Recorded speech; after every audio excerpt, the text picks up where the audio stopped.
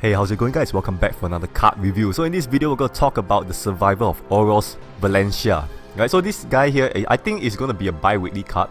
Right, it has not been reviewed into how are we going to get it, but most likely I think it's going to be a bi-weekly card.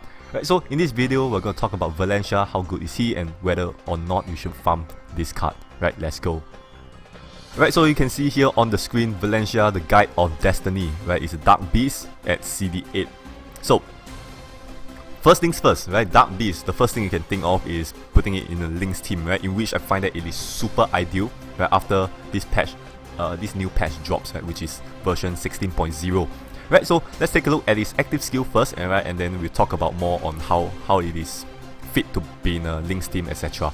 Right, so active skill CD8, right, rather long, right, I would say, maybe CD7 or maybe CD6 will be good, right, but anyways, CD8, explode columns of runestones below the leader and ally to generate enchanted beast runestones, right, which is extra juicy damage, right, because raised runes plus enchanted runes. Right, so other than that, for one round, each beast in the team launches 3 extra attacks of random attribute as much as 30% of the monster's attack. Right, so we'll just ignore the bottom part. Right, most likely this active skill is going to be fixed already. Right, so if you remember the video I made earlier about the buffs and the buffs for basically the smaller jackpot cards of various series, right? Lynx got a buff. Lynx got I think a HP buff as well as a CD cooldown buff. Right, so upon entering the stage, Dark Beasts actually have their CD reduced by a certain amount of CD. I don't think they have mentioned, right, but there is some sort of CD reductions, as what you can see for Suzuko and Azatov, etc.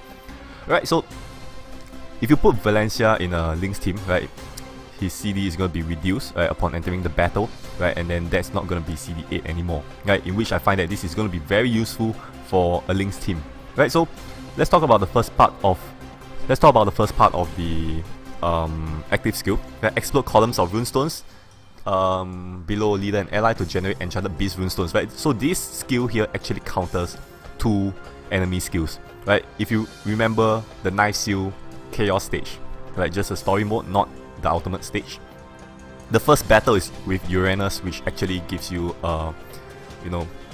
team attack debuff, and then every time it attacks you, it gives you weathered runes below the leader and ally, right? And then on top of that, you have enchanted shield.